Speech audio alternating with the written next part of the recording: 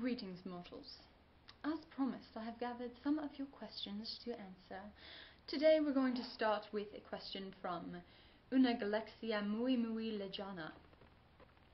And she asks, if you're going to rule us, do you want to be called Master, King, or Supreme God of Everything?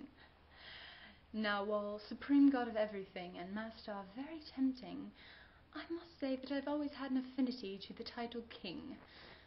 So just call me King, mortal, and you shall have my favour. Moving on. Rachel Eidson asks, what's your opinion of your fans' massive obsessing with you, or even wanting to marry you?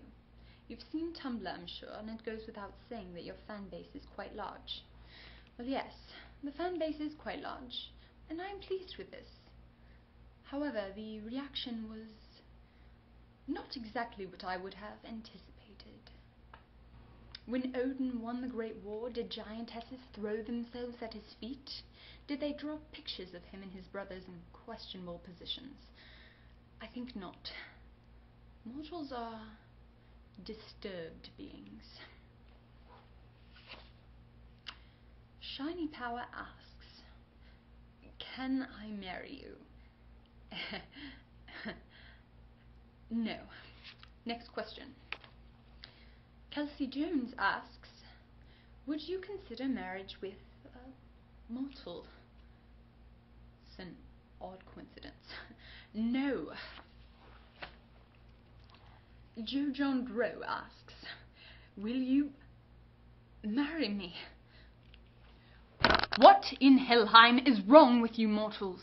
You are all of you below me. I would not degrade myself enough to be tied to a pathetic creature such as yourselves. So no, I shall not marry you, you mewling... Hi guys. Loki just needed a minute to kind of cool down. He's having one of those days. But I thought in the meantime I could come in and answer a couple of your questions. First off, Bethan Price wanted to know what I do in my free time when I'm not cosplaying or having photo shoots, things like that. So, well, I love to write. Currently I'm working on a writing project with a friend. It's just I guess a role play, as you call it. It's so large that the Word document won't even open on my computer correctly anymore. So yeah, it's massive, but it's what I do for fun. So I also love to sing, and I play the harp, though I need new harp strings, otherwise I'd probably be uploading videos of me playing the harp. Yeah, that's typically what I do for fun. I also love to swim. If it's summer, I'll be in the pool every day, except for right now because it's raining, but otherwise. And then of course just watching over Loki because, well, he obviously needs it. Speaking of, I should probably go check on him, make sure he's not killing anything. Thanks. Moving on. Ella Core asks, are your ears pierced or do you have a tattoo? And if not, would you ever? No, no, and no. I would not disgrace my body with such barbaric traditions. However, I was present when Thor got his tattoo. He and the Lady Sif engaged in a little competition to see who could last the longest without whimpering. Sif won, hands down. Catherine Veronica Lambert asks, what is your relationship with the Lady Sif? How did this get in here? Lopti! Sarah Sostu asks, will you take the throne from Thor? The question isn't, will I take the throne from Thor? It's when will I take the throne from Thor? Just you wait and see. It will happen. Emily Most Strangest asks, do you love your brother? Let's see here. I love him as much as you can love a thorn in your side. Moving on. Ren Chris asks, how much neck strain does that helmet cause? Mortal, do you really think me impaired by the same physical limits as you? Sure, I'm guessing that if you were adorned with such a marvelous helmet for one day, your fragile mortal frame would give out under the weight and collapse. However, I am a god, and I am not impaired by wearing my helmet, thank you.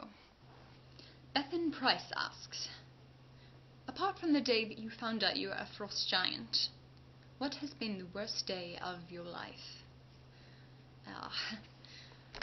It must have been the day that was set to celebrate my and Thor's coming of age. You see, during the grand celebration, our father came to present Mjolnir to Thor, a weapon that was specially crafted for Thor's wielding. I then expected him to turn to me and present me with a similar gift. A spear, a scepter, something that would have been mine. But no gift ever came. That was the day I realized, no matter how hard I tried, Odin would never love me like he loved Thor. And that was the day I stopped trying. Michelle Lawhorn asks, what would you do for a Klondike bar? I've never heard of said bar of Klondike. I assume it's a spear of sorts, perhaps originating from Alfheim? Nordheim? It may be worth looking into. Gamma Gahato asks, out of all of the Avengers, which do you think most likely to be persuaded to join your side? Alternatively, which would you be most fond of joining you? Good question. I would have to say that the most likely to be persuaded would be Tony Stark. Given the right incentives, and I'm sure he'd be begging to join forces with me. As for who I'd be most fond of joining me, I'm actually rather intrigued by this arachnid homo sapien fellow I keep hearing word of. Perhaps he'll be worth looking into. Bella Luna Minor Reese asks, when in Asgard, do you eat? I noticed your brother ate a lot when he came to Midgard. Do you eat at home, or only on Earth? Gods are required to eat just as mortals. In Asgard, we traditionally share in 2 meals a day. However, during feasting seasons, we can expect to have food throughout the day. Thor is a glutton. The oaf hardly knows how to use proper eating utensils. It's all grabbing and ripping and shredding and... I digress. Yes, gods need to eat, no matter where we abide. But if you want to make sure that there's food left, ensure that you get to the feasting table before Thor. Karina Hernandez Smith asks, have you seen fan art or fan fictions of yourself and various Avengers characters? How do you feel about the portrayal you receive? Yes, I have seen, and I'm not sure what should bother me more. That I'm typically portrayed as a pathetic, weeping fool who only needs a hug, or that I'm usually found in the arms of one of my worst enemies.